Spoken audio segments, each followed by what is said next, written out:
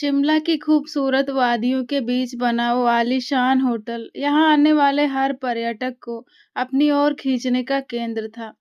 यहाँ की रौनक बाकी जगहों से बिल्कुल अलग थी। रात के 8 बज रहे थे।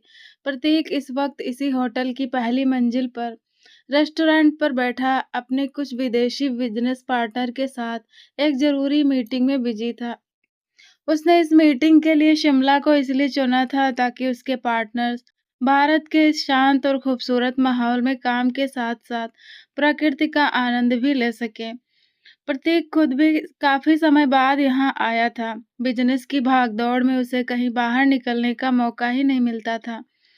ये जगह दिल्ली के शोर-शराबे और तनाव से दूर बहुत सुकून देने वाली थी। मुझे लगता है कि हमारी कंस्ट्रक्शन कंपनी के लिए ये ज़मीन बहुत सही रहेगी। प्रतीक ने अपना लैपटॉप सामने बैठे विदेशी बिजनेसमैन की तरफ घुमाते हुए कहा। उसके सामने बैठे 3 लोग बड़े ध्यान से उसकी बात सुन रहे थे। उनके चेहरे के हाव-भाव बता रहे थे कि वे प्रतीक की योजना से काफ़ी हद तक सहमत हैं। इससे पहले कि कोई कुछ और कहता, एक नन्ही-सी आवाज़ ने सबको चौंका दिया। पापा! प्रतीक ने हैरान होकर अपनी गोद की तरफ देखा। न जाने कहां से वो 3 साल का बच्चा दौड़ता हुआ आया और उसकी टांगों से लिपट गया। वो उसे पापा कहकर पुकार रहा था। प्रतीक जितना हैरान था उतना ही निशब्द। वो गौर से उस बच्चे को देख रहा था। उसकी खूबसूरत भूरी आंखें बिल्कुल प्रतीक जैसी ही थी। बच्चा दोबारा उसे पुकारने लगा, पापा आप आ गए। उसकी मासूम आवाज में एक अजीब-सी कशिश थी, जो प्रतीक के दिल को छू रही थी। प्रतीक सुध-बुध खोकर अपनी जगह बैठा रह गया। लैपटॉप पर चलती उसकी उँगलियां हवा में ही ठहर गईं। वो बच्चा पूरे हक के साथ अब उसकी गोद में चढ़ चुका था। प्रतीक की हिम्मत ही नहीं हुई कि वो उस मासूम को खुद से दूर करे या कुछ कहे। वाह! यह तो बहुत प्यारा है। क्या ये आपका बेटा है मिस्टर प्रतीक? एक विदेशी बिजनेसमैन ने मुस्कुराते हुए पूछा। मेरा बेटा? प्रतीक ने अविश्वास से उन शब्दों को दोहराया। बच्चा बड़े आराम से उसकी गोद में बैठकर बड़ी उत्सुकता से लैपटॉप को देख रहा था। वो प्रतीक के साथ इतना सहज था जैसे बरसों से उसे जानता हो। जबकि प्रतीक उसे अपनी जिंदगी में पहली बार देख रहा था। तभी प्रतीक के कानों में एक जानी पहचानी महिला की आवाज पड़ी। ठीक है, मैं आपसे बाद में बात करती हूँ। अरे आर्यन, कहाँ गया आर्यन? वो किसी को ढूंढ रही थी। उस आवाज को सुनते ही प्रतीक जैसे पत्थर का हो गया। वो इस आवाज को भला कैसे भूल सकता था? एक्सक्यूज मी, वो महिला अब एक वेटर से पूछ रही थी। प्रतीक ने धीरे से गर्दन घुमाकर पीछे देखा। वो कुछ ही दूरी पर खड़ी थी, काले रंग का लंबा सूट और ऊपर से बादामी रंग का कोट पहने हुए। उसके बाल थोड़े ढीले जूड़े में बंधे थे, जो उसकी गर्दन को छू रहे थे। मैं बस 2 मिनट के लिए वॉशरूम गई थी। मेरा 3 साल का बेटा यहीं था। क्या आपने उसे देखा? वो वेटर से पूछ ही रही थी कि उसकी नजर प्रतीक की गोद में बैठे आर्यन पर पड़ी। उसने अभी प्रतीक का चेहरा नहीं देखा था, बस अपने बच्चे को देख लिया था। वो रहा वो राहत की सांस लेते हुए वेटर से बोली और प्रतीक के पास आई। आर्यन, ऐसे मम्मी को डराते हैं क्या? चलो इधर आओ। अजनबियों की गोद में ऐसे नहीं बैठते। वह बच्चे को उठाने के लिए नीचे झुकी, मगर आर्यन प्रतीक से और मजबूती से चिपक गया। नहीं मम्मी, मुझे नहीं जाना, मुझे पापा के पास रहना है। जैसे ही आर्यन ने पापा शब्द कहा, उस औरत की नजर प्रतीक के चेहरे पर रह गई। उसकी गहरी काली आंखें प्रतीक की आंखों से टकराई। उसे ऐसा लगा जैसे किसी ने उसे जोर का बिजली का झटका दिया हो। वो झटके से 2 कदम पीछे हट गई। वो यकीन ही नहीं कर पा रही थी कि 4 साल बाद वो प्रतीक को यहाँ शिमला में देखेगी। प्रतीक के लबों से भी बस एक ही नाम निकला, तनु। तनु, जो प्रतीक के पिता के बिजनेस पार्टनर की बेटी थी और जिससे उसका रिश्ता बहुत पुराना और गहरा था। तनु ने खुद को संभाला और आर्यन को उठाने की कोशिश करने लगी। आर्यन, मैं कह रही हूँ यहाँ आओ। मगर बच्चा अपनी माँ के पास जाने को तैयार नहीं था। नहीं, मुझे पापा के पास ही रहना है। वो अपनी तोतली आवाज में जिद करने लगा। क्या ये आपकी पत्नी है प्रतीक? बिजनेस पार्टनर की इस आवाज पर तनु को लगा जैसे उसकी सांसें रुक गई हों। बिजनेस पार्टनर के उस सवाल ने रेस्टोरेंट की मेज पर एक अजीब सी खामोशी पैदा कर दी थी। प्रतीक की नजरें तनु के चेहरे पर जमी थी, जो डर और घबराहट के मारे सफेद पड़ गया था। तनु ने तुरंत अपनी नजरें झुका ली और जबरदस्ती आर्यन को प्रतीक की गोद में खींचने लगी। सॉरी, मुझे लगता है बच्चे को कोई गलतफहमी हुई है। चलिए आर्यन, तनु ने रूंधे हुए गले से कहा और बच्चे को लगभग गोद में उठाकर वहां से तेजी से बाहर की ओर कदम बढ़ा दिए। प्रतीक के पार्टनर्स उसे हैरानी से देख रहे थे। प्रतीक का दिमाग सुन्न हो चुका था। वही चेहरा, वही खामोश आंखें। 4 साल पहले जो रिश्ता उसके पिता और तनु के पिता की बिजनेस पार्टनरशिप के साथ शुरू हुआ था, वो एक झटके में क्यों खत्म हुआ? इसका जवाब आज भी उसके पास नहीं था। एक्सक्यूज मी जेंटलमैन, मुझे एक जरूरी काम याद आ गया। हम कल सुबह प्रोजेक्ट साइट पर मिलते हैं। प्रतीक ने बिना किसी औपचारिक बातचीत के अपना लैपटॉप समेटा और तनु के पीछे भागा। होटल के गलियारे में तनु लगभग दौड़ रही थी। उसके पीछे से प्रतीक की भारी और गंभीर आवाज गूंजी, तनु रुको। तनु के कदम वहीं जम गए। उसने पलटकर नहीं देखा, बस आर्यन को कसकर अपने सीने से लगा लिया। प्रतीक उसके सामने आकर खड़ा हो गया। उसके चेहरे पर सवालों का सैलाब था। ये सब क्या है तनु? ये बच्चा? और ये तुम्हें यहाँ शिमला में कौन सा काम है? तुम तो बिना बताए शहर छोड़कर चली गई थी। प्रतीक ने उसके करीब कदम बढ़ाते हुए पूछा। तनु ने अपनी आंखों में तैरते आंसुओं को रोकने की कोशिश की और तल्ख लहजे में बोली, मिस्टर प्रतीक, यहाँ मेरा होना या जाना अब आपकी परेशानी नहीं होनी चाहिए और बच्चे की बातों का बुरा मत मानिए। इसे बस एक खेल समझकर भूल जाइए। खेल? तनु, ये बच्चा मुझे पापा कह रहा है। इसकी आंखें, इसका चेहरा। तुम मुझसे कुछ छुपा रही हो। प्रतीक की आवाज में सख्ती के साथ साथ एक अजीब सा दर्द भी था। तनु ने हिम्मत जुटाई और उसकी आंखों में देखते हुए कहा, मेरे और आपके पिता के बिजनेस पार्टनर होने का मतलब ये नहीं था कि हमारी जिंदगियां हमेशा जुड़ी रहें। मेरे पति का इंतकाल हो चुका है और ये मेरा बेटा है। बस इतना ही काफी है आपके लिए। झूठ। प्रतीक को साफ दिख रहा था कि तनु की आंखों में छिपा सच कुछ और है। तभी प्रतीक के फोन की घंटी बजी। उसके पिता मिस्टर विक्रम का फोन था। प्रतीक ने फोन उठाया, मगर उसकी नजरें तनु पर ही थी। जी पापा। दूसरी तरफ से विक्रम की आवाज आई, प्रतीक, मुझे पता चला है कि तनु के पिता फिर से शहर में सक्रिय हुए हैं। हमारी पुरानी डील की कुछ फाइलें अभी भी अधूरी हैं। अगर वो कहीं दिखे तो। प्रतीक ने फोन काट दिया। उसे एहसास हुआ कि यह मुलाकात महज इत्तेफाक नहीं थी। तनु के पिता और उसके पिता के बीच के पुराने व्यापारिक रिश्तों ने ही शायद आज उसे यहाँ खड़ा किया था। मैं तुम्हें इतनी आसानी से जाने नहीं दूंगा तनु। मुझे सच जानना है, प्रतीक ने दृढ़ता से कहा। तनु ने बिना जवाब दिए पास खड़ी टैक्सी का दरवाजा खोला और आर्यन को लेकर बैठ गई। गाड़ी जैसे ही आगे बढ़ी, प्रतीक वहीं खड़ा उसे दूर जाते देखता रहा। उसके हाथ की मुट्ठियां भींच गई थी। उसे पता था कि कल की सुबह शिमला में सिर्फ बिजनेस मीटिंग लेकर नहीं आएगी, बल्कि उन राजों को भी खोलेगी जो 4 साल से दफन थे। शिमला की सर्द हवाओं के बीच माहौल अब तनावपूर्ण हो चुका था।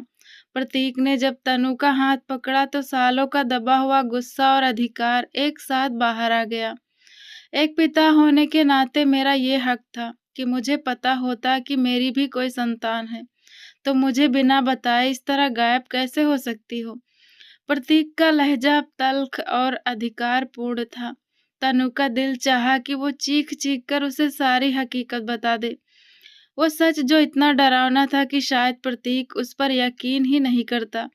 उसने खामोश रहना ही बेहतर समझा और अपना हाथ छुड़ाने की कोशिश की। संतान? अब आपको अपने हक की याद आ रही है मिस्टर प्रतीक। शायद आप भूल गए, ये वही औलाद है जिसके बारे में आपने कहा था कि आप मेरी जैसी लड़की से अपना वंश आगे नहीं बढ़ाना चाहेंगे। कुछ याद आया आपको? तनु ने पहली बार उसकी आंखों में आंखें डालकर पलटवार किया। प्रतीक के कानों में उसके अपने ही पुराने शब्द गूंजने लगे। उन शब्दों ने आज उसे खुद घाव दिया था। वो कहना चाहता था कि मैं बदल गया हूँ, मैं अब वैसा नहीं रहा, लेकिन शब्द गले में ही अटक गए। तनु रुकी नहीं, वो कहती गई, हमारा रिश्ता अतीत में जिस मोड़ पर था, उसे देखते हुए मुझे नहीं लगा कि आपको इस बच्चे की खबर भी होनी चाहिए। और वैसे भी अब आपको क्या फर्क पड़ता है? आपने तो दूसरी शादी कर ली होगी, अपनी पसंद की लड़की के साथ खुश होंगे। आपके तो अब अपने बच्चे भी होंगे, फिर मेरी और आर्यन की फिक्र क्यों? प्रतीक उसे खामोशी से देखता रह गया। तनु ने आगे बढ़कर प्रतीक की बाहों से आर्यन को अपनी गोद में ले लिया। आपको अब वापस चले जाना चाहिए, हम अपनी जिंदगी में खुश हैं। भगवान ने हाथ पांव दिए हैं, मेहनत करती हूँ और अपने बच्चे का पेट पाल सकती हूँ। बस आप ये समझ लीजिए कि हमसे आपकी कभी मुलाकात ही नहीं हुई।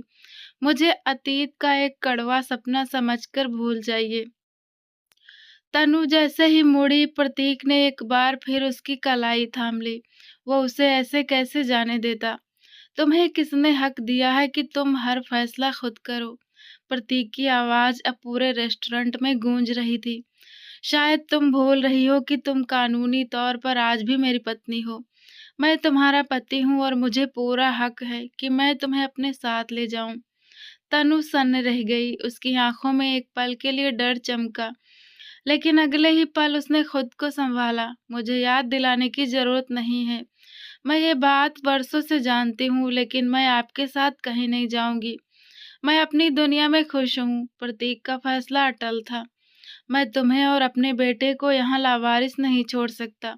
मैं तुम्हें ढूंढते हुए पागल हो गया था, और अब जब तुम मिल गई हो, तो मैं तुम्हें कहीं नहीं जाने दूंगा।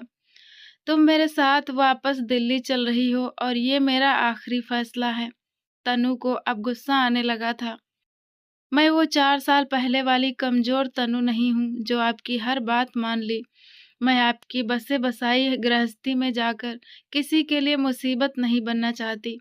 आपकी पत्नी को जब मेरे बारे में पता चलेगा, बार बार मेरी पत्नी पत्नी क्या लगा रखा है? प्रतीक झल्ला उठा। तुम ही मेरी पत्नी हो और मुझे किसी और से कोई मतलब नहीं है। तनु ने इनकार में सिर हिलाया। मैं आपके साथ जाकर अपनी सुकून भरी जिंदगी तबाह नहीं करूंगी। प्रतीक ने उसकी आंखों में देखते हुए एक ऐसी बात कह दी जिसने तनु के पैरों तले जमीन खिसका दी। शायद तुम इसलिए नहीं चलना चाहती क्योंकि मुझे तुम पर यकीन नहीं है। क्या पता इन 4 सालों में तुम कहाँ और किसके साथ रही हो। तुम मेरे नाम के साथ जुड़ी हो। मैं तो चाहता हूँ कि तुम मेरी नजरों के सामने रहो, ताकि मुझे पता चले कि तुम कितनी वफादार हो। तनु जो कुछ तीखा कहने वाली थी, उसके शब्द गले में ही दम तोड़ गए। क्या वो उस पर शक कर रहा था? क्या वो उसके चरित्र पर उंगली उठा रहा था? प्रतीक की बातों ने तनु के आत्मसम्मान को बुरी तरह झकझोर दिया था। उसे लगा जैसे उसके वजूद पर ही किसी ने हमला कर दिया हो। क्या आप होश में हैं? आप मेरे किरदार पर शक कर रहे हैं? तनु ने फटी आंखों से उसे देखते हुए पूछा। उसकी आवाज में गहरा दर्द और अविश्वास साफ झलक रहा था। प्रतीक ने अपने अंदर उठती ग्लानि को दबा लिया। वो अपनी बात पर अड़ गया ताकि तनु को वापस ले जा सके। तुम जो चाहो समझ सकती हो, लेकिन सच यही है कि तुम मेरे साथ दिल्ली चल रही हो और ये मेरा आखिरी फैसला है।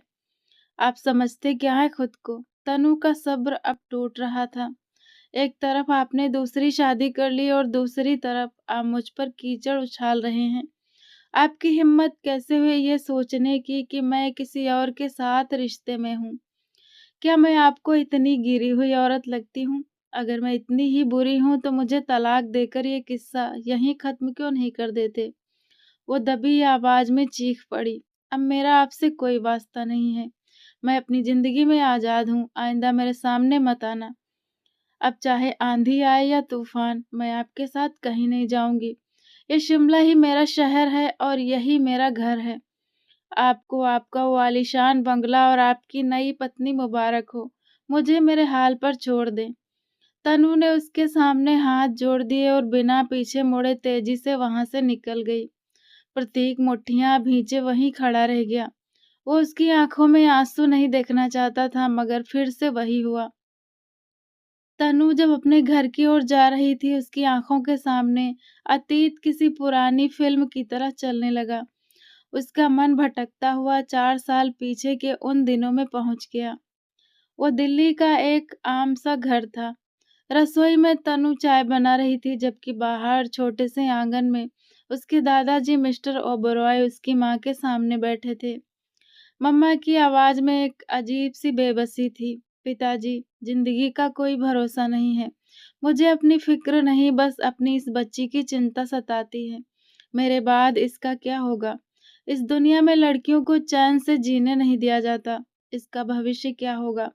यही सोचकर मेरी जान निकलती रहती है। तनु चाय लेकर कमरे में आई और मेज पर रखते हुए अपने दादाजी के पास बैठ गई। मम्मा, खुदा के वास्ते ऐसी बातें मत किया करो। आपको कुछ नहीं होगा। तनु ने तड़प कर अपनी मम्मा को देखा। दादाजी, आप ही समझाओ इन्हें, हर वक्त ऐसी बातें करती हैं। मेरा दिल जलता है। दादाजी ने प्यार से तनु के सिर पर हाथ रखा। बेटा, फिक्र मत करो, मैं हूं ना, सब ठीक हो जाएगा। फिर उन्होंने तनु की मम्मा की तरफ देखा और हल्के गुस्से में बोले, बहू, कितनी बार कहा है कि बच्ची के सामने ऐसी मायूसी वाली बातें मत किया करो। मम्मा की आंखों में आंसू आ गए। मैं क्या करूं पिताजी, चाहती हूं कि कोई अच्छा सा रिश्ता मिले और इसकी शादी कर दूं। ये अपने घर चली जाएगी तो मैं सुकून से मर सकूंगी। डॉक्टर ने भी कहा है कि मेरी बीमारी का अब कोई भरोसा नहीं है। तनु की मुस्कुराहट गायब हो गई। उसे लगा जैसे किसी ने उसके दिल पर खंजर चला दिया हो। बस बहुत हुआ, दादाजी ने सख्ती से कहा। अभी इसकी उम्र ही क्या है, सिर्फ 16 साल। अभी तो इसके पढ़ने लिखने के दिन हैं। मैंने कहा है ना, तुम मेरे साथ शहर चलो, मैं बड़े डॉक्टर से तुम्हारा इलाज करवाऊंगा, तुम ठीक हो जाओगी। दादाजी उसे बिल्कुल वैसे डांट रहे थे जैसे एक बाप अपनी बेटी को डांटता है। उन्होंने हमेशा अपनी बहू को बेटी की तरह ही माना था, लेकिन वे नहीं जानते थे कि नियति ने तनु के लिए संघर्ष की एक लंबी कहानी लिख रखी थी। अतीत की यादें तनु के जहन में किसी घाव की तरह ताजा होती जा रही थी। उसे अपनी मम्मा की वो लाचार आवाज आज भी सुनाई दे रही थी। रही मेरे इलाज की बात, तो पिताजी, अब ये मुमकिन नहीं है। सुषमा ने फीकी मुस्कुराहट के साथ कहा था। डॉक्टर्स ने साफ कह दिया है कि कैंसर आखिरी स्टेज पर है। अब ये बीमारी पीछे नहीं हटेगी। मौत तो एक दिन आनी ही है। बीमारी तो बस एक बहाना होती है। बस आपसे एक ही विनती है, अगर मुझे कुछ हो जाए तो मेरी बेटी को संभाल लीजिएगा। उसे कभी अकेला मत छोड़िएगा। तनु, जो दरवाजे के पास खड़ी ये सब सुन रही थी, उसकी आंखों से आंसू बह निकले। वो मजीद वहां खड़ी न रह सकी और अपने कमरे की ओर भाग गई। वो बहुत छोटी थी जब उसके पिता का एक हादसे में निधन हो गया था। तब से उसकी मम्मा ने उसे अकेले ही पाला था। तनु के पिता के एक सबसे करीबी दोस्त थे और उनके बिजनेस पार्टनर भी मिस्टर मल्होत्रा, जो बहुत बड़े बिजनेसमैन थे और शहर में उनकी बहुत साख थी। मल्होत्रा जी का एक ही बेटा था, प्रतीक, लेकिन अमीर होने के घमंड में मल्होत्रा परिवार कभी तनु के घर नहीं आया। तनु के दादाजी थे जो अक्सर चोरी छुपे उनसे मिलने आया करते थे। मम्मा को अपनी मौत से ज्यादा तनु के भविष्य का डर सता रहा था। इसी डर की वजह से उन्होंने आज दादाजी को बुलाया था। बाहर बरामदे में मिस्टर ओबरॉय संजीदगी से सुषमा को देख रहे थे। कैसी बातें कर रही हो बहू, इतनी छोटी उम्र में शादी, क्या ये कोई मजाक है? सुषमा की आंखों में दृढ़ता थी। पिताजी, क्या मैं कुछ गलत कह रही हूँ? आपका बड़ा बेटा और बहू कभी मेरी बेटी को अपनाएंगे नहीं। मुझे बस एक सहारा चाहिए ताकि मैं चैन से मर सकूं। प्रतीक आपके साथ रहता है, आपकी आंखों के सामने पला बढ़ा है। वो बचपन में तनु से कितना जुड़ा हुआ था, जब भी आता उसके लिए ढेरों खिलौने लाता था। दादाजी चौंक गए। सुषमा ने उन्हें एक ऐसा रास्ता दिखाया था जो उन्होंने कभी सोचा ही नहीं था। वो प्रतीक और तनु के रिश्ते की बात कर रही थी। ठीक है बहू, मैं इस बारे में सोचूंगा, लेकिन जब तक मैं कुछ तय न कर लूं, तुम तनु के सामने फिर से शादी की बात नहीं करोगी। वो सहम जाती है। दादाजी ने समझाते हुए कहा, मैं तो अब भी कहता हूँ तुम हमारे साथ दिल्ली चलो। मैं अपने बड़े बेटे से बात करूंगा, तुम लोग हमारे साथ ही रह लेना। सुषमा ने हमेशा की तरह इनकार में सिर हिलाया। हरगिज नहीं पिताजी। प्रतीक की माँ को हमारा वहाँ आना कभी पसंद नहीं आएगा। 2-4 दिन की बात अलग होती है, पर पूरी उम्र के लिए मैं किसी पर बोझ नहीं बनना चाहती। जब तक मेरी सांसें हैं मैं इस घर में रहूंगी। मेरे बाद आप तनु को जहाँ चाहें ले जाइएगा। दादाजी अपनी बहू के स्वाभिमान और जिद को अच्छे से जानते थे। उन्होंने गहरी सांस ली और फिर बोले, अच्छा ठीक है, मैं कुछ इंतजाम करता हूँ, फिर तुमसे बात करूंगा। तब तक तनु के भविष्य को लेकर तुम चुप रहना। तनु कमरे में लेटी अपने आंसुओं को पोंछ रही थी, बेखबर इस बात से कि उसके अपनों ने उसके जीवन का सबसे बड़ा फैसला लेने की तैयारी शुरू कर दी थी। वो रिश्ता जो उसकी सुरक्षा के लिए बनाया जाना था, आगे चलकर उसकी सबसे बड़ी आजमाइश बनने वाला था। अतीत की उन यादों में तनु की मम्मा की बेबसी साफ झलक रही थी। सारी जिम्मेदारी मुझ पर छोड़ो और बस अपनी सेहत पर ध्यान दो। मिस्टर ओबरॉय ने जब नरमी से कहा तो सुषमा के मुरझाए चेहरे पर एक हल्की मुस्कान आ गई। मेरे लिए बस यही काफी है कि आपका साया हमारे सिर पर है। मेरे माता पिता बरसों पहले चले गए। भाई बहन अपनी जिंदगियों में इतने बिजी हैं कि उन्हें अपनी इस बहन की कोई फिक्र नहीं। अब मेरी आखिरी उम्मीद बस आप ही हैं। दादाजी चुपचाप सुनते रहे। वे उस वक्त कुछ कह न सके, पर उनके दिल पर एक भारी बोझ आ गया था। उस रात तनु भी सो नहीं सकी। वो नहीं जानती थी कि दादाजी क्या फैसला करेंगे या मम्मा की बातों का उन पर क्या असर होगा। इधर शिमला के उस छोटे से घर से दूर दिल्ली के एक पॉश इलाके में बना हुआ आलीशान बंगला अपनी भव्यता की कहानी खुद कह रहा था। स्टडी रूम में मिस्टर ओबरॉय गहरी सोच में डूबे थे। तभी प्रतीक कमरे में दाखिल हुआ। वो कुछ किताबों की तलाश में था, पर दादाजी को इस तरह परेशान देखकर रुक गया। प्रतीक अक्सर नोट करता था कि जब भी दादाजी अपने पुराने बिजनेस पार्टनर की विधवा बहू सुषमा जी के घर से लौटते थे, तो वे इसी तरह तनाव में रहते थे। 20 साल के प्रतीक ने दादाजी के पास बैठकर बड़े धीरे स्वर में पूछा, क्या बात है दादाजी, आप कुछ परेशान लग रहे हैं, सब ठीक तो है ना? मिस्टर ओबरॉय ने अपने हाथ में पकड़ी फाइल बंद की और प्रतीक को गौर से देखा। सुषमा की बातें उनके दिमाग में गूंज रही थी। उन्होंने अंततः अपने पोते प्रतीक से बात करने का मन बना लिया। प्रतीक, अगर मैं तुमसे कुछ मांगू तो क्या तुम मुझे दोगे? प्रतीक ने सवालिया निगाहों से उन्हें देखा। आप कुछ भी मांग कर देख लें दादाजी, इसमें पूछने वाली क्या बात है। मेरे सबसे पुराने बिजनेस पार्टनर जिनकी एक एक्सीडेंट में मौत हो गई थी, उनकी पत्नी सुषमा की तबीयत बहुत खराब है। वो अपनी बेटी तनु के भविष्य को लेकर बहुत चिंतित हैं। मैं चाहता हूँ कि तनु की सुरक्षा का कोई ठोस इंतजाम हो जाए। मैं सोच रहा था कि अगर तुम दोनों की शादी हो जाए तो सुषमा को सुकून मिल जाएगा। तनु के लिए तुमसे बेहतर जीवन साथी कोई और नहीं हो सकता। पर फैसला तुम्हारा है, मैं तुम पर अपनी मर्जी नहीं थोपूंगा। प्रतीक कुछ पल के लिए सन्न रह गया। शादी? उसने अभी अपनी लाइफ में इस बारे में कुछ सोचा ही नहीं था। अगर आपको सही सही लगता है तो मुझे कोई ऐतराज नहीं है, प्रतीक ने कंधे उचकाते हुए कहा। तनु ने, मुझे कोई समस्या नहीं है, पर मुझे लगता है कि मम्मी और पापा को इस बात से ऐतराज जरूर होगा। मिस्टर ओबरॉय का चेहरा खुशी से खिल उठा। प्रतीक, तुमने मेरा दिल जीत लिया। मैं खुद तुम्हारे माता पिता से बात करूंगा। जब दादाजी ने प्रतीक के पिता से बात की तो उन्हें कोई खास ऐतराज नहीं था, क्योंकि वे अपने पिता के वफादार पार्टनर के परिवार की मदद करना चाहते थे। मगर प्रतीक की मां मिसेज मल्होत्रा इस बात के सख्त खिलाफ थी। उन्हें एक मामूली घर की लड़की अपने घर की बहू के रूप में एक आंख नहीं भाती थी। वह नहीं चाहती थी कि उनके घर का रिश्ता एक ऐसे परिवार से जुड़े जिनके पास अब कोई रुतबा नहीं बचा था। मगर घर के बड़ों और प्रतीक के मान जाने के बाद वे उस वक्त खामोश रह गई। हालांकि उनके मन में तनु के प्रति कड़वाहट तभी से पैदा हो गई थी। वे नहीं जानती थी कि प्रतीक का ये हाँ कहना ही आगे चलकर एक बड़ा तूफान खड़ा करने वाला था।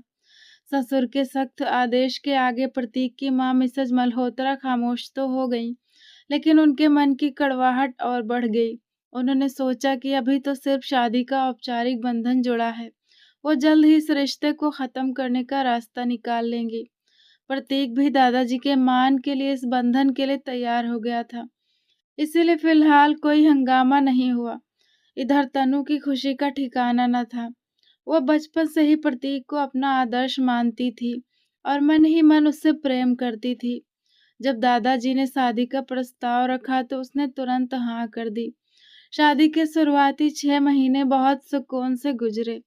तनु ने अपनी 12वीं की पढ़ाई पूरी की और दादाजी ने उसका एडमिशन कॉलेज में करवा दिया। सारा खर्चा दादाजी उठा रहे थे, इसीलिए तनु ने पूरी तरह अपनी पढ़ाई पर ध्यान दिया।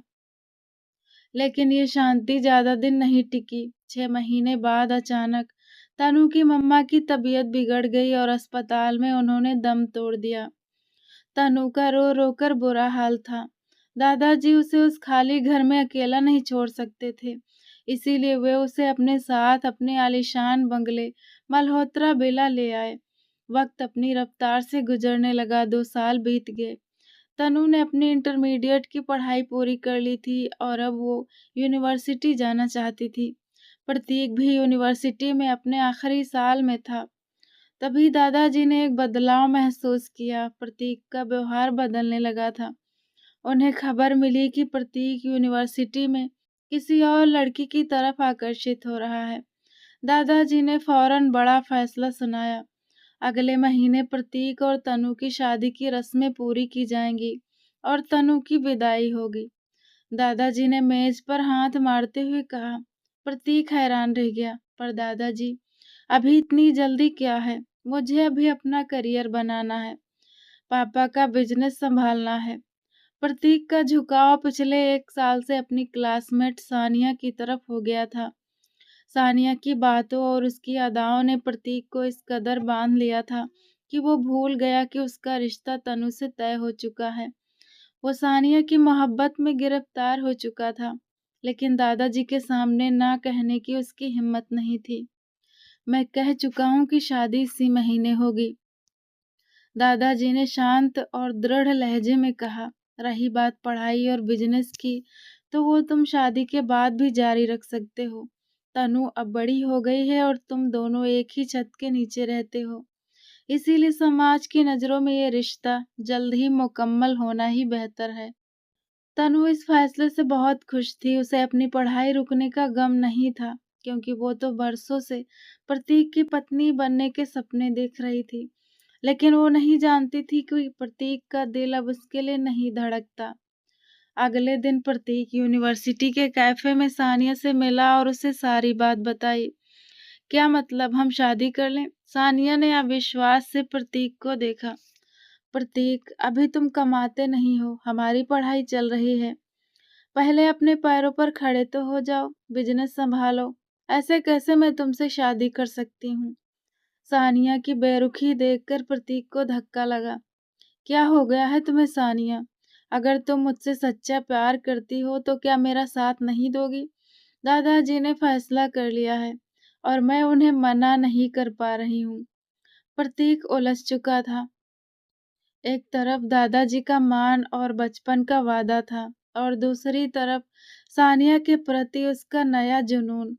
वो ये नहीं देख पा रहा था कि उसकी इस कशमकश में तनु की मासूमियत की बलि चढ़ने वाली थी। यूनिवर्सिटी के कैफे में सानिया और प्रतीक के बीच की बहस बढ़ती जा रही थी। प्रतीक ने बेबसी से सानिया का हाथ थामकर कहा, तो शादी करने में हर्जी क्या है सानिया? शादी के बाद मैं अपनी पढ़ाई पूरी कर लूंगा और तुम्हें बिजनेस की चिंता करने की जरूरत नहीं। मेरे पिता का इतना बड़ा कारोबार है, आखिर मुझे ही तो संभालना है। मैं उनका इकलौता वारिस हूँ। उसने गहरी सांस ली और आगे कहा, अगर मैंने इस वक्त इनकार किया तो दादाजी मेरी शादी जबरदस्ती तनु से करवा देंगे। मैं तुमसे प्यार करता हूँ, इसीलिए मैं नहीं चाहता कि तनु हमारे बीच आकर दुखी हो। प्रतीक की बातों में बेबसी थी, पर सानिया का गुस्सा 7वें आसमान पर पहुंच गया। क्या मतलब? तुम्हारा रिश्ता पहले ही तय हो चुका है और तुम मुझे अब बता रहे हो? मेरी मजबूरी थी सानिया। तनु को एक सहारे की जरूरत थी और मैं दादाजी के खिलाफ नहीं जा सका। अगर तुम अभी हाँ कहो तो मैं किसी भी तरह दादाजी को मना लूंगा और तनु से पीछा छुड़ा लूंगा। पर अगर तुम तैयार नहीं हो तो मुझे दादाजी की बात माननी ही पड़ेगी। सानिया ने हिकारत से उसे देखा। क्या तुम अपने दादाजी के कोई पालतू खिलौने हो?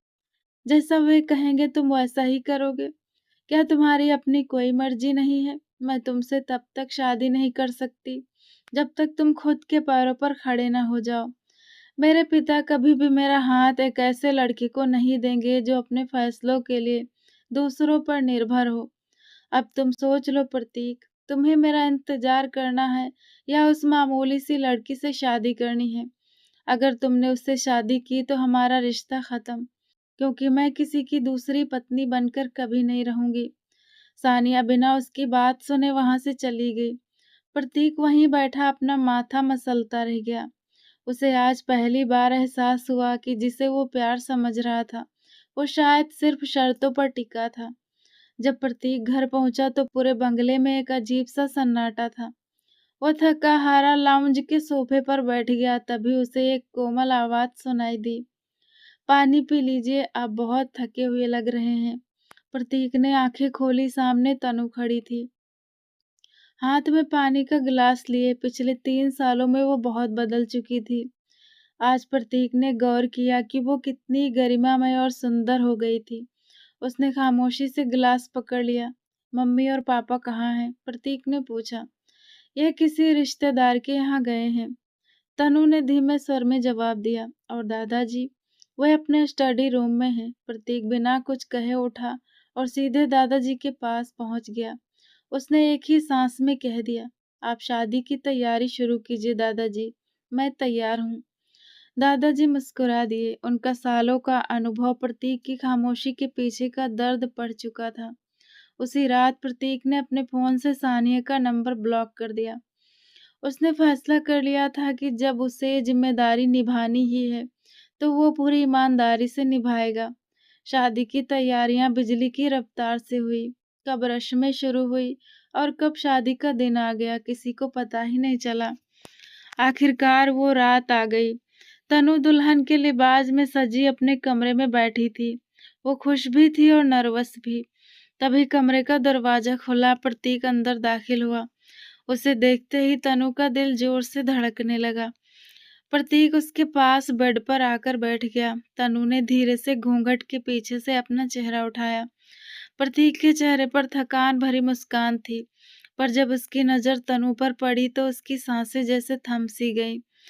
मेहरून रंग के जोड़े में तनु किसी अप्सरा जैसी लग रही थी। उसकी खूबसूरत आंखों में प्रतीक के लिए ढेरों सपने और उम्मीदें थी। प्रतीक ने उसका हाथ थाम लिया, पर उसके मन में किसी कोने में अब भी सानिया की कही कड़वी बातें गूंज रही थी। क्या वो तनु को वो दर्जा दे पाएगा जिसकी वो हकदार थी? कमरे की मध्यम रोशनी में प्रतीक को आज ऐसा महसूस हो रहा था जैसे वो अपनी ही दुनिया के दो अलग किरदारों पर खड़ा हो।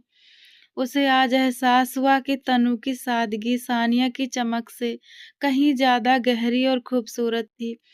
मगर दिलों के मामलों पर भला किसका जोर चलता है?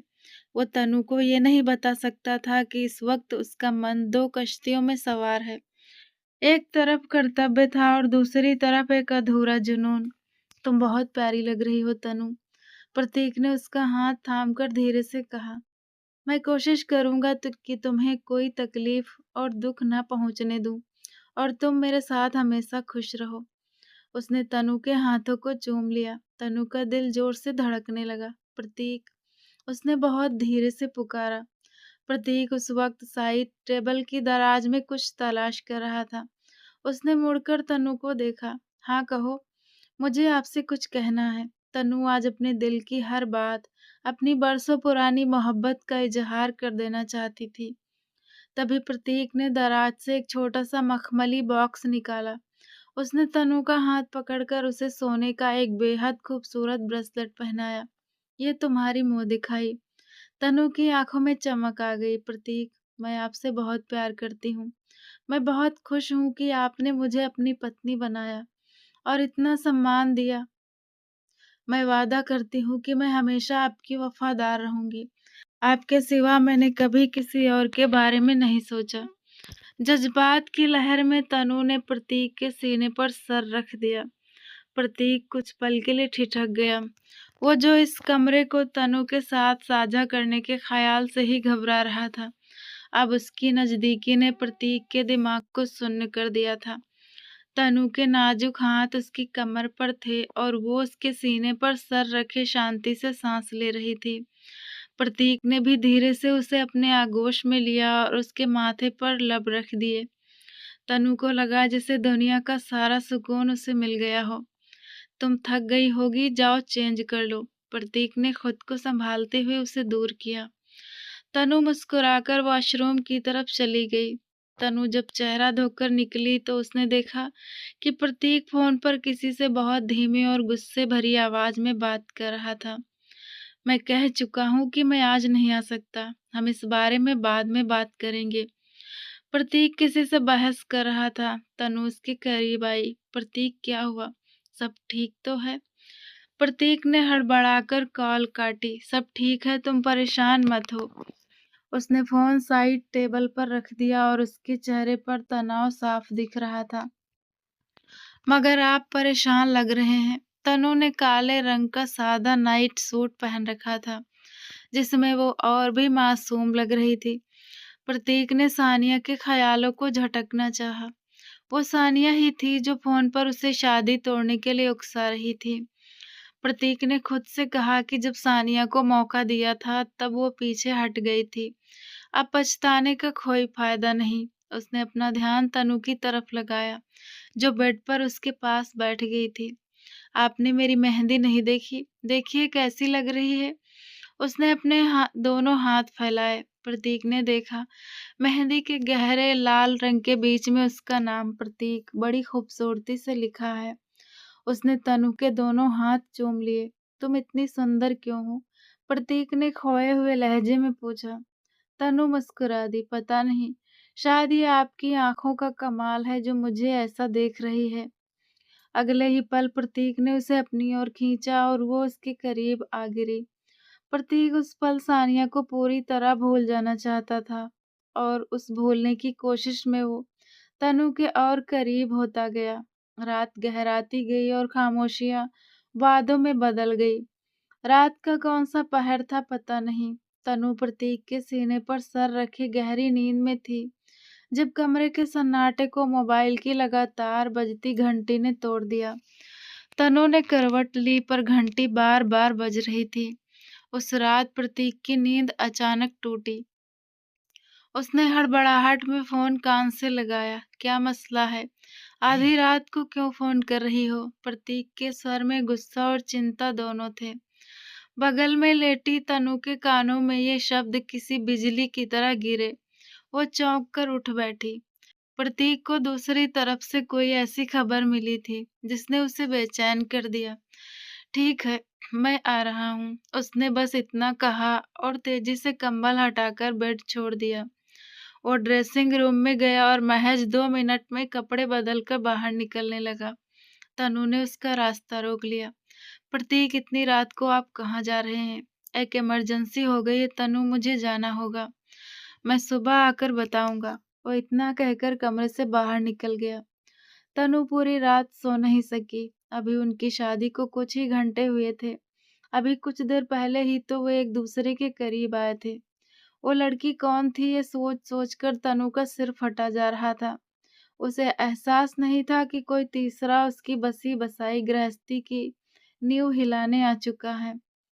अगले दिन सुबह 10 बजे प्रतीक वापस आया। दोपहर 12 बजे उनकी शादी की रिसेप्शन का फंक्शन था।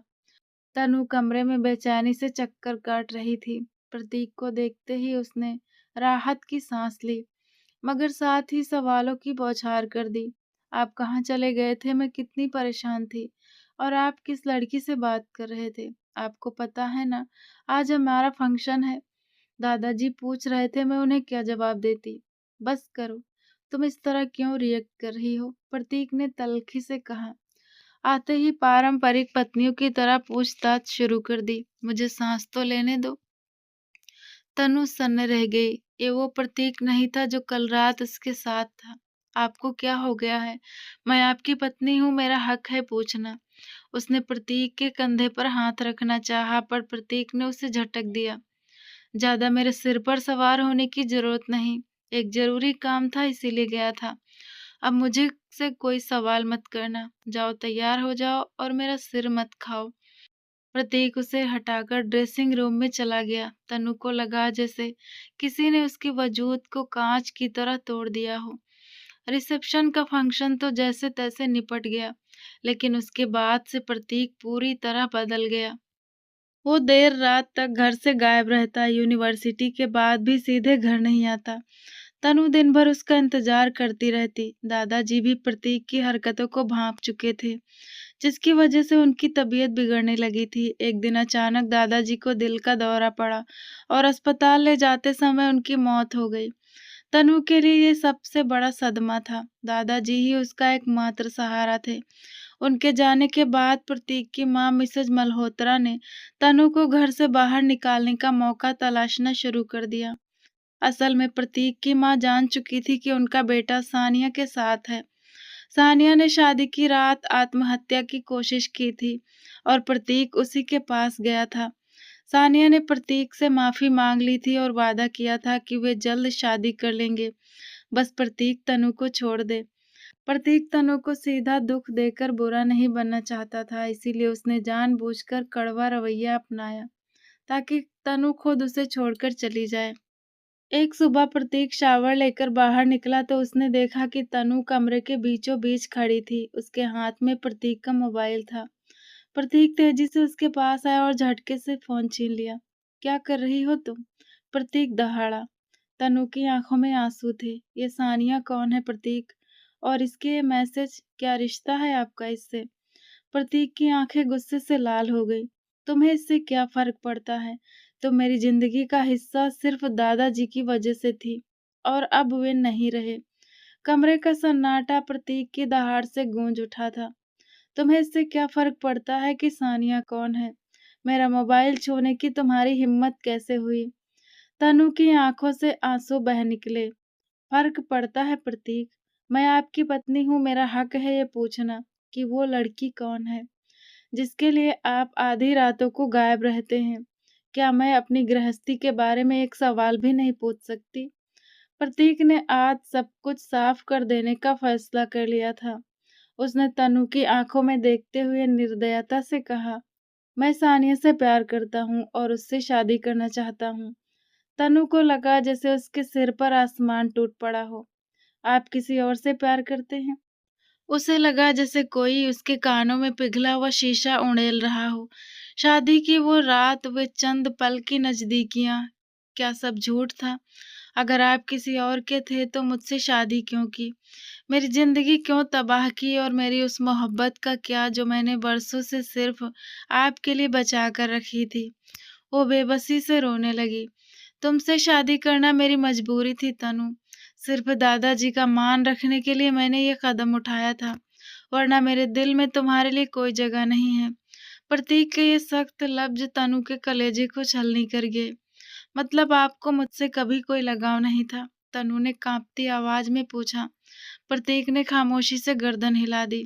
तो मना कर देते प्रतीक, मुझे बता देते, मैं खुद इस शादी के लिए इनकार कर देती।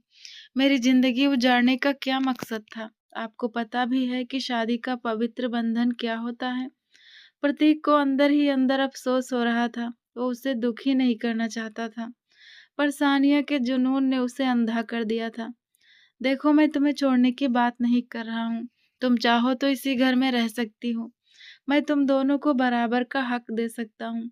मुझे कोई समस्या नहीं है अगर तुम। तनु ने उस शख्स को देखा जिसे वो अपना देवता मानती थी। और आपकी वो मोहब्बत, क्या ये बर्दाश्त कर पाएगी? जब कल को हमारे बच्चे होंगे तो क्या वो उन्हें अपनाएगी? उसने कड़वाहट से पूछा। बच्चे? प्रतीक ने चौंक कर ये शब्द दोहराया। मैं सिर्फ तुम्हें यहाँ रखने की बात कर रहा हूँ। ये बच्चे कहाँ से आ गए? तनु, मैं सानिया के साथ अपनी फैमिली मुकम्मल करूंगा।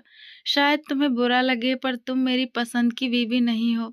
हमारा रिश्ता बस एक समझौता है और मैं तुम्हारे साथ अपना वंश आगे नहीं बढ़ाऊंगा।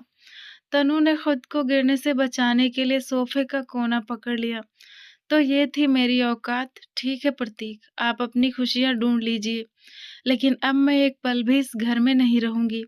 ये मेरा आखिरी फैसला है। तनु तेजी से ड्रेसिंग रूम में चली गई और दरवाज़ा अंदर से बंद कर लिया। प्रतीक बाहर खड़ा उसकी घुटी-घुटी सिसकियों को आवाज़ सुन सकता था। सानिया ने उसे कसम दी थी कि वो तनु को छोड़ दे, इसलिए वो जानबूझकर इतना कठोर बन रहा था, ताकि तनु खुद उसे छोड़कर चली जाए। वो बेबसी से कमरे से बाहर निकल गया, मगर उसे अंदाजा नहीं था कि तनु इतनी हिम्मत दिखाएगी। कुछ देर बाद जब वो वापस आया तो तनु वहां नहीं थी।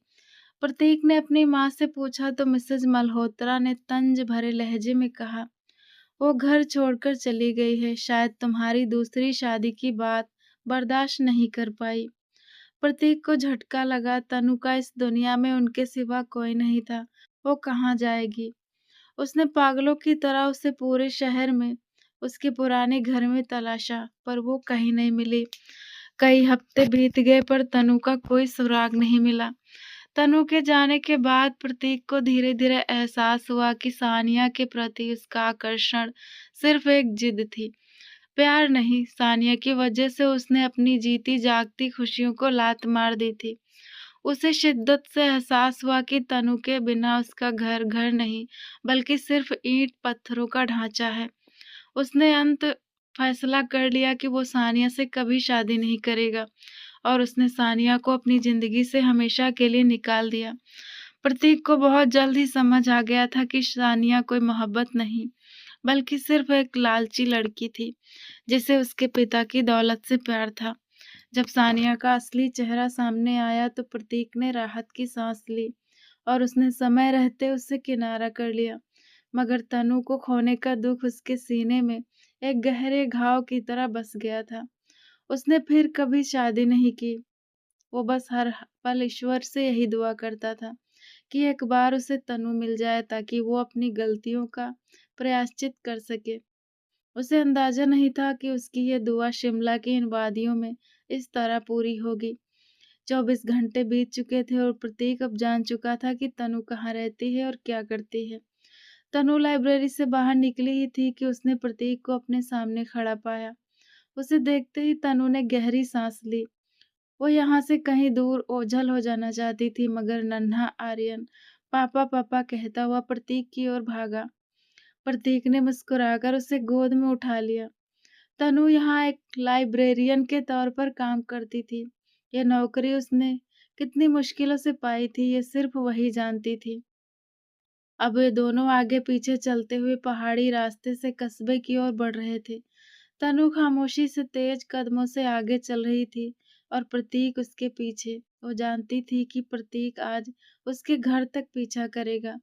आधा रास्ता बीत गया, कोई बात नहीं हुई। कस्बे के करीब पहुंचकर तनु अचानक पलटी। चलो, आर्यन घर आ गया।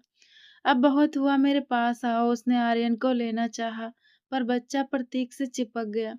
आर्यन अपने पिता को पहचानता था, क्योंकि तनु ने कभी उसे पिता के साय से बेखबर नहीं रखा था। उसने प्रतीक की तस्वीर उसे दिखाई थी। कितने जिद्दी हो गए हो तुम? तनु ने प्रतीक से आर्यन को छीनने की कोशिश की, मगर प्रतीक ने नरमी से उसका हाथ पीछे कर दिया। रहने दो ना, क्या कह रहा है वो तुम्हें? प्रतीक के लहजे में नरमी थी। तनु बड़बड़ाकर रह गई और फिर से चलने लगी। तभी प्रतीक ने उसे पुकारा, क्या हम बात कर सकते हैं तनु? नहीं, तनु ने बिना पीछे मुड़े जवाब दिया। लेकिन मुझे तुमसे बात करनी है, और मुझे आपसे कोई बात नहीं करनी। आपको ना का मतलब समझ नहीं आता? वो गुस्से में पलटी। अच्छा, तुम ही बता दो, फिर घर छोड़कर क्यों आई? क्या मैंने तुम्हें जाने के लिए कहा था? तुम नाराज थी तो रुक कर बात करती, अपनी जगह छोड़ देना कोई तरीका है? प्रतीक अब कुछ अधिकार से कह रहा था। तनु के कदम रुक गए। जब इंसान को मालूम हो जाए कि उस घर में उसकी कोई जगह नहीं रही, तो उसे वो मुकाम छोड़ देना चाहिए। और अगर मैं ये कहूँ कि मैंने कभी दूसरी शादी की ही नहीं। प्रतीक के इस जुमले ने तनु को पत्थर का कर दिया। उसने अविश्वास से प्रतीक की आंखों में देखा। अब ये कैसा मजाक है? ये मजाक नहीं तनु, मैं सच कह रहा हूँ। मैंने कोई शादी नहीं की, क्योंकि मुझे एहसास हो गया था कि मेरी जिंदगी में तुम ही पहली और आखिरी हो। मैं तुमसे माफ़ी माँगना चाहता हूँ। जो कुछ मैंने किया वो गलत था, लेकिन तुमने भी घर छोड़कर बेवकूफ़ी की। तनु के लबों पर एक कड़वी मुस्कान आई। आपको बहुत देर से याद आया कि आपने शादी नहीं की, और जहाँ तक घर छोड़ने की बात है, तो अपनी मम्मा से जाकर पूछिए। उन्होंने धक्के देकर मुझे उस घर से बाहर निकाला था। सच आखिर जुबान पर आ ही गया। प्रतीक की आंखों में शर्मिंदगी और दर्द की लहर दौड़ गई। जानता हूँ, माँ ने मुझे कुछ समय पहले ही सब सच बता दिया था। वे शर्मिंदा है और मुझसे माफी मांग चुकी हैं, मगर उनकी माफी तुम्हें वापस तो नहीं लाई ना। वे अब तनु के छोटे से घर के सामने खड़े थे। अब इन बातों का कोई फायदा नहीं। मेरी मंजिल आ चुकी है, अब आप वापस लौट जाइए। तनु ने आर्यन को अपनी गोद में ले लिया, मगर प्रतीक का जाने का कोई इरादा नहीं था। मैं यहाँ से तब तक नहीं जाऊंगा जब तक तुम मुझे माफ नहीं कर देती और मेरे साथ चलने को तैयार नहीं होती। तनु ने भी उतनी ही सख्ती से कहा। तो मैं नहीं जाने वाली। बेशक आप सारी उम्र इसी पहाड़ पर पड़े रहें। प्रतीक मुस्कुराए। अच्छा ऐसा है, तो फिर ऐसा ही सही। मैं भी यहीं बैठा हूँ। कश्मीर की सर्द रात गहराती जा रही थी और प्रतीक अपनी जिद पर अड़ा उस पत्थर पर बैठा रहा। देखता हूँ किसकी जिद हारती है आज, उसने धीमे से कहा और अपनी नजरें बंद दरवाजे पर टिका दी। तनु ने घर के अंदर से खिड़की के पर्दे हटाकर उसे देखा और अफसोस से सिर हिला दिया। वो खामोशी से अपने काम में जुट गई। ये छोटा सा घर उसे प्रतीक के दादाजी के एक पुराने दोस्त की पत्नी ने दिलवाया था। वो उन लोगों की शुक्रगुजार थी कि उन्होंने उसे उस वक्त पर सहारा दिया, वरना प्रतीक की माँ ने तो उसे बेसहारा छोड़ने में कोई कसर नहीं छोड़ी थी। तनु बहुत बहादुर थी। उसने इन सालों में अकेले रहकर खुद को मजबूत बना लिया था। रात के 11 बज रहे थे। बाहर बर्फानी हवाएं चल रही थी। तनु ने एक बार फिर खिड़की से झांका और उसके रोंगटे खड़े हो गए। प्रतीक अभी भी वहीं बैठा था। ठंड से उसका शरीर कांप रहा था और उसका चेहरा नीला पड़ने लगा था। तनु का दिल पसीजने लगा। क्या वाकई वो इतना बदल गया है? क्या उसे सच में अपनी गलती का एहसास है? पर फिर उसे वो रात याद आई जब प्रतीक ने सानिया के लिए उसे दुत्कार दिया था। 1 घंटा और बीत गया। बाहर अब हल्की मूसलाधार बारिश शुरू हो चुकी थी। तनु ने जब दोबारा देखा तो प्रतीक दीवार से टेक लगाए जमीन पर बैठा था। उसकी हालत देख तनु अपनी नफरत और जिद हार गई। वो जानती थी कि अगर वह और देर बाहर रहा तो उसकी जान को खतरा हो सकता है। आखिर वो उससे प्यार जो करती थी। तनु ने झटके से दरवाजा खोला और बाहर निकल आई। ये क्या बचपना है प्रतीक? खुदा के वास्ते यहाँ से जाइए। क्यों मेरा तमाशा बनाना चाहते हैं? उसने प्रतीक के पास झुककर उसका कंधा हिलाया। प्रतीक ने लड़खड़ाती आवाज में जवाब दिया, तमाशा कैसा तनु? मैं तो बस तुम्हें इज्जत से वापस ले जाने आया हूँ। तुम कोई गैर नहीं हो, मेरी पत्नी हो। मैं आपसे कह चुकी हूँ कि मुझ में वापस उस शहर जाने की हिम्मत नहीं है। मैं यहाँ सुकून में हूँ, क्यों मुझे परेशान कर रहे हैं? तनु की आवाज में अब गुस्सा कम और बेबसी ज्यादा थी। प्रतीक ने उसका हाथ थाम लिया। उसके हाथ बर्फ जैसे ठंडे थे। तुम क्या चाहती हो? मैं तुम्हें ऐसे ही छोड़ दूं? जब तक मैं जिंदा हूं तुम्हें तन्हा नहीं रहने दूंगा। इस समाज में एक अकेली औरत को कैसे देखा जाता है मैं जानता हूं तनु। जिस दिन मैं अकेला मर जाऊंगा उस दिन बेशक वापस इन पहाड़ों में आ जाना, पर जब तक मेरी सांसें हैं तुम मेरे साथ रहोगी। तनु ने बेबसी से उसे देखा। वो खुद 2 मिनट बाहर खड़ी रही तो उसकी कुल्फी जम गई थी और प्रतीक घंटों से यहाँ था। क्या चाहते हैं आप? उसने रोते हुए पूछा। सिर्फ तुम्हें, प्रतीक ने मोहब्बत से कहा। तनु ने गुस्से और प्यार के मिले जुले जज्बात में एक थप्पड़ प्रतीक के गाल पर जड़ दिया। इतनी ठंड में भी उस थप्पड़ की गरमाइश प्रतीक को सुकून दे गई। उसने मुस्कुराकर आंखें बंद कर ली। और मारो, मगर मैं बिना तुम्हें लिए यहाँ से नहीं जाऊंगा। पागल दीवाने, अंदर चलें। तनु ने जबरदस्ती उसका बाजू पकड़ा और उसे घर के अंदर ले आई। अंदर आते ही प्रतीक के पैर डगमगाने लगे। उसे घंटों की ठंड की वजह से तेज बुखार चढ़ चुका था। इससे पहले कि वो गिरता, तनु ने उसे संभाल लिया और सोफे पर लिटा दिया। वो दौड़कर अंदर से भारी कंबल लाई और उसे उड़ा दिया। आर्यन दूसरे कमरे में सो चुका था। तनु किचन से पानी लाई और प्रतीक के माथे पर ठंडे पानी की पट्टियां करने लगी। प्रतीक बुखार की शिद्दत में बड़बड़ा रहा था, कभी माफी मांगता तो कभी तनु का नाम लेता। तनु खामोशी से उसकी तीमारदारी कर रही थी, ये जानते हुए कि आज उसकी जिद हार चुकी थी और उसकी मोहब्बत जीत गई थी।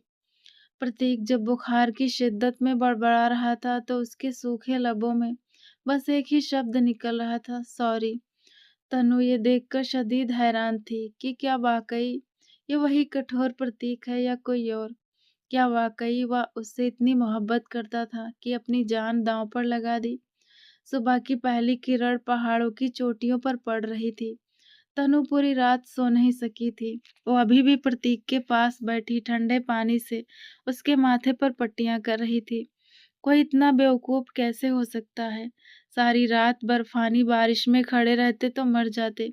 वो खुद से ही बड़बड़ा रही थी। तभी प्रतीक ने कमजोरी से उसका हाथ पकड़ लिया। तनु ने झटके से उसे देखा। शुक्र है होश तो आया आपको। उसने राहत की लंबी सांस ली और पानी का कटोरा साइड टेबल पर रख दिया। सॉरी तनु, मैं तुम्हें फिर से परेशान नहीं करना चाहता। मुझे अब जाना चाहिए। प्रतीक ने उठने की नाकाम कोशिश की मगर तनु ने उसके सीने पर हाथ रखकर उसे वापस लेटा दिया। खामोश लेटे रहिए वरना बहुत मार खाएंगे मुझसे। समझते क्या हैं आप खुद को? कोई तिस्मार खान है। पहले खुद मुसीबत मोल लेते हैं और फिर हीरो बनने की कोशिश करते हैं। वो सख्ती से उसे घूर रही थी मगर प्रतीक उसके लहजे में छिपी फिक्र को साफ महसूस कर सकता था। वैसे भी तुम्हारा और मेरा अब ताल्लुक ही क्या है? मुझे मर जाने दो, तुम्हें क्या फर्क पड़ता है? प्रतीक ने अपनी आंखें मूंद ली। उसकी बात सुनते ही तनु ने गुस्से में एक मुक्का उसके सीने पर जड़ दिया। जस्ट शट अप, शांति से लेटे रहिए। वो गुस्से से पैर पटकती हुई किचन में चली गई। प्रतीक में इतनी हिम्मत नहीं थी कि वो उठ पाता। वो बस वहीं पड़ा रहा। 1 घंटे बाद तनु वापस आई। उसके हाथ में गर्मा गर्म सूप का प्याला था। उठिए, ये सूप पी लीजिए, आपके लिए बनाया है। उसने बड़ी मुश्किल से प्रतीक को सहारा देकर बिठाया और उसकी पीठ के पीछे तकिया लगाया। वो खुद अपने हाथों से उसे सूप पिलाने लगी। प्रतीक खामोशी से अपनी खिदमत करवा रहा था। उसके दिल को एक अजीब सा सुकून मिल रहा था। उसे लग रहा था कि तनु का दिल पिघल रहा है। सूप खत्म करने के बाद जैसे ही तनु उठने लगी, प्रतीक ने उसका हाथ थाम लिया। और कितनी सजा दोगी खुद को, मुझे और उस मासूम से बच्चे को? उसने बेबसी से पूछा। मैं किसी को सजा नहीं दे रही प्रतीक, सजा तो मुझे मिली थी जब मुझे जबरदस्ती आपके साथ बांध दिया गया था। तनु ने नजरें चुराते हुए कहा। प्रतीक ने पूरी ताकत जुटाकर उसका हाथ पकड़ा। तनु, मैंने उस दिन झूठ कहा था। दादाजी ने हमारा रिश्ता जबरदस्ती तय नहीं किया था। मैंने अपनी मर्जी और खुशी से तुम्हें स्वीकार किया था। ये सब बातें मैंने गुस्से में कही थी क्योंकि मैं एक छलावे को मोहब्बत समझ बैठा था।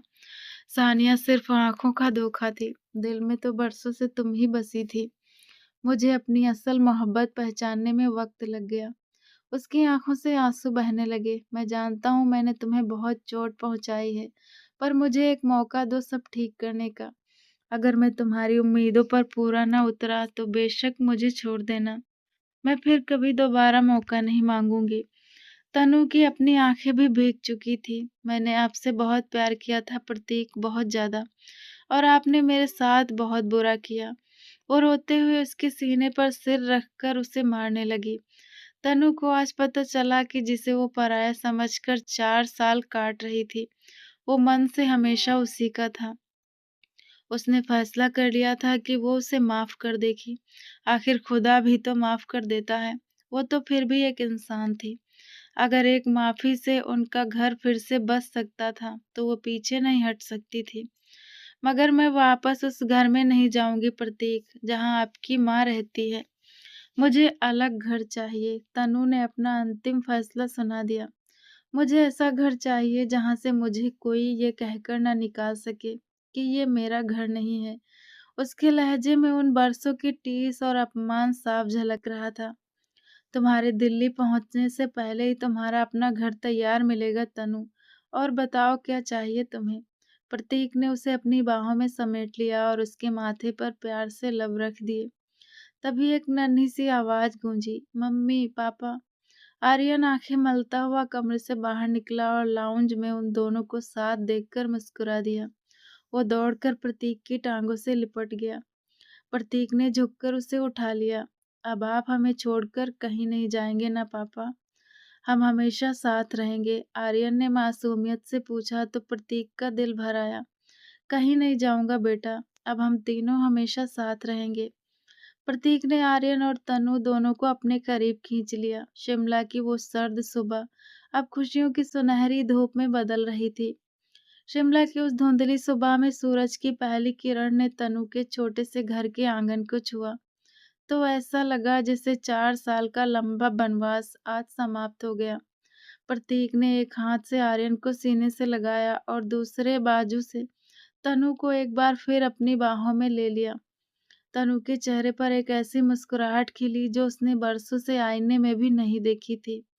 उसने कभी नहीं सोचा था कि नियति उसे फिर से उसी मोड़ पर लाकर खड़ा कर देगी जहां उसकी अधूरी कहानी पूरी होनी थी।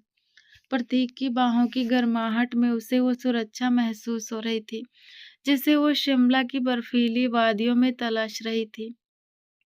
चलो तनु, अब हमारे नए घर और नई जिंदगी का आगाज करते हैं, प्रतीक ने उसके माथे को चूमते हुए कहा। तनु ने प्रतीक की आंखों में देखा, जहां अब सानिया का कोई साया नहीं था, ना ही अतीत की कोई कड़वाहट। वहां सिर्फ पश्चाताप की नमी और भविष्य के सुनहरे वादे थे। उसने प्रतीक के कंधे पर अपना सिर टिका दिया, ये जानते हुए कि अब उसे कभी किसी के सामने अपनी वफादारी या अपने वजूद का सबूत नहीं देना पड़ेगा। ये चाहतों के धोखे भी कितने मासूम होते हैं ना। कभी इंसान किसी मृग तृष्णा के पीछे भागते हुए अपनों को ही पराया कर देता है, लेकिन जब चाहतों के तरसे हुए दिल धोखों को छोड़कर सिर्फ सच्ची चाहत और वफा मांगते हैं तो फिर कुदरत भी उनके नसीब में वही मोहब्बत लिख देती है जो हमेशा के लिए उनकी रूह का हिस्सा बन जाती है। तनु, प्रतीक और नन्हा आर्यन तीनों एक दूसरे का हाथ थामे उस घर से बाहर निकले। पहाड़ों की ठंडी हवा अब उन्हें डरा नहीं रही थी, बल्कि उनकी नई शुरुआत का स्वागत कर रही थी। तो दोस्तों, आपको ये नॉवेल कैसा लगा कमेंट करके ज़रूर बताना। अगर पसंद आए तो वीडियो को लाइक कर दीजिए। चैनल पर नए हैं तो सब्सक्राइब करना ना भूलें।